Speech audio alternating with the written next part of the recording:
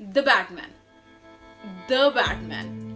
The Batman में Bruce Wayne as Batman को सिर्फ 2 साल हुए हैं काम करते हुए, यानी कि अपनी डिटेक्टिवगिरी करते हुए और क्रिमिनल्स को पकड़ते हुए, लेकिन फिर भी क्रिमिनल्स के मन में जो खौफ है ना कि अंधेरा होगा और बैटमैन निकल के आएगा, वो बन चुका है। Hello guys, welcome back to my channel summarizers, और आज हम बात कर रहे हैं द बैटमैन की। तो चलिए वीडियो को शुरू करते हैं और ये रिव्यू करते हैं।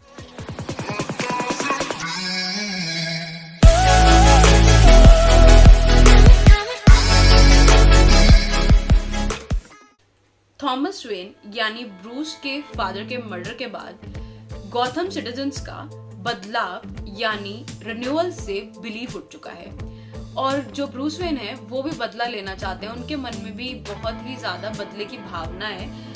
जो भी जिन्होंने भी उनके फादर का मर्डर किया या उनके पेरेंट्स का मर्डर किया, ये कैसे उनका खून हुआ, उस सब चीजों की छानबीन में है वो, और वो बदला लेना चाहते हैं। वो अपने आप को वेंजेंस यानी कि इंतकाम बोलते हैं। लेकिन जब उन्हें ये रियलाइज होगा कि गॉथम सिटीजन्स कैसे सफर कर रहे हैं और गॉथम सिटी, उनकी अपनी सिटी डूब रही है, तो वो अपने आप को एक होप बनाना चाहते हैं। जब भी आसमान में वो पुराना बैट सिंबल दिखेगा तो बैटमैन मदद के लिए आ जाएगा। द बैटमैन में इंट्रोडक्शन होगा first super villain of Batman detective comics यानी रिडलर का। रिडलर और ब्रूस वेन में एक चीज कॉमन है कि एक चीज क्या, 2-3 सिमिलैरिटीज हैं। पहली तो ये कि दे बोथ आर ऑर्फन्स।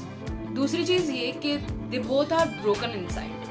बस ये है कि एक की होप और बिलीफ जीरो हो चुका है और एक खुद होप बनना चाहता है, खुद लोगों की मदद करना चाहता है। तो let us talk about positives and negatives of this movie. पहली चीज, सिनेमेटोग्राफी वंडरफुल, VFX वगैरह भी बहुत ही सही थे। इस चीज को सबसे बढ़िया एक्सप्लेन पता है क्या करते हैं? एक सीन की बात करते हैं। एक सीन था जब बैटमैन द बैटमोबाइल पे पेंगुइन की गाड़ी का पीछा करता है। ट्रक्स क्या, ट्रॉलीज आ रही थी, 500 की स्पीड, नाइट्रो ऑन, पीछे से साउंड आ रही है और क्या ही मस्त चल रहा है, ड्रिफ्ट स्कर्ट्स वगैरह, भाई मजा ही आ गया उस सीन को देख के। और दूसरी चीज, म्यूजिक इतना अच्छा डाला है।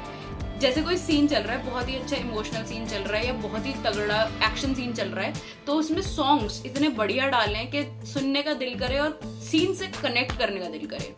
और दूसरी चीज, साउंड की जो मैं बात कर रही थी, एक सीन आता है जो बुलेट की साउंड, बीच में से बैटमैन निकल के आता है, सिर्फ रोशनी आ रही है और फिर गन्स की, फायर्स की साउंड, भाई मजा ही आ गया था देख के। DC is known for back stories and depth of its characters. तो स्क्रीन प्ले उस चीज को तो बहुत अच्छे से कॉम्प्लीमेंट कर रहा था। और एक्टिंग की बात की जाए तो Robert Pattinson as the Batman, भाई कितनी ही लाजवाब एक्टिंग थी। आंखों से जो एक्टिंग करी थी, एक्सप्रेशंस वगैरह काफी सही थे। एक न्यूज पढ़ी थी मैंने कि रॉबर्ट पैटिंसन ने बोला था कि अगर द बैटमैन नहीं चली तो पॉर्न इंडस्ट्री ज्वाइन कर लेंगे।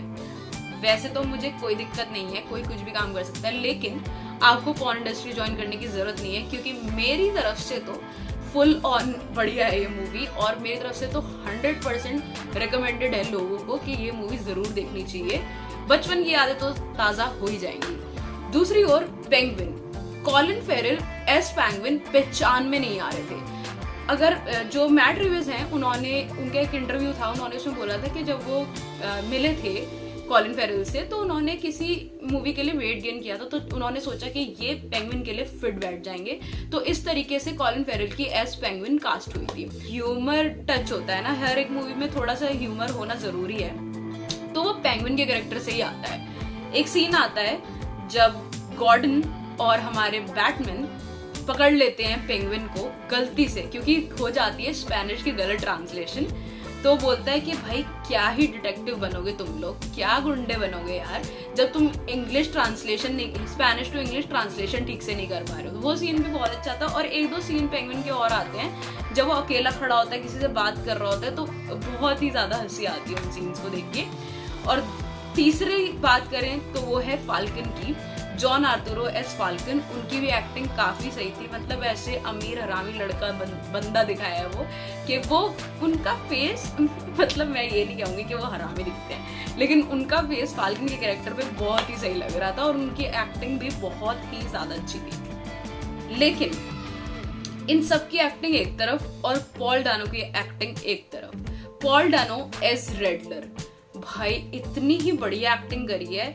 थोड़ा सा मेरे को जोकर वाली वाइब्स आ रही थी क्योंकि उनकी हंसी और एक जगह बैठ के वो बैटमैन को बता रहे होते हैं कि जो मैं कर रहा हूँ ना वो तुम ही मेरे से करवा रहे हो, तुम मेरे काम में मेरी मदद करवा रहे हो, क्योंकि मैं तो इतना मसल तो है नहीं मेरे पास, सिर्फ मेरे पास माइंड है, तो जो मैं कर रहा हूँ तो हम दोनों साथ में मिलके कर रहे हैं। और बैटमैन का फिर वो वाला सीन, बैटमैन वो जेल में बंद होता है उस टाइम पे रेडलर, और बैटमैन वहां पे पंच मार रहा होता है, उस टाइम पे रॉबर्ट पैटिंसन की एक्टिंग, उस टाइम पे पॉल डानो की एक्टिंग ऐसे क्लैश कर रहा था कि कौन ज्यादा बढ़िया एक्ट उस टाइम पे कर रहा है। तो मेरे हिसाब से जितने भी बंदे थे ना इस मूवी में, सबने बहुत ही ज्यादा अमेजिंग परफॉर्मेंस दी है।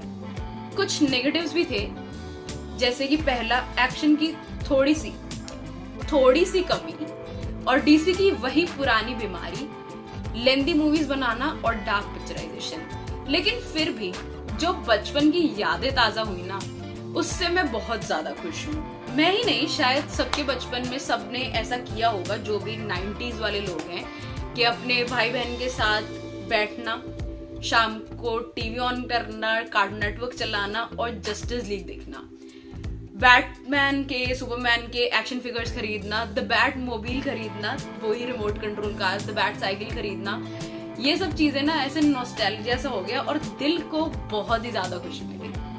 Overall I like the movie, क्योंकि ट्रिलॉजी आनी है तो उसके हिसाब से तो ये इंट्रो और फर्स्ट मूवी के हिसाब से काफी अच्छी है।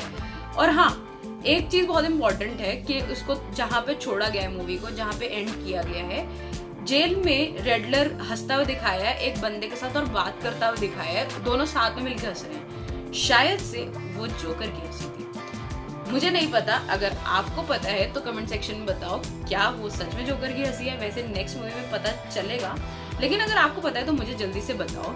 और हाँ, एक बहुत ही जरूरी सूचना, पोस्ट क्रेडिट सीन देखने के लिए मत रुकना, क्योंकि मेरी बहुत गंदी वाली चॉप सी हुई थी।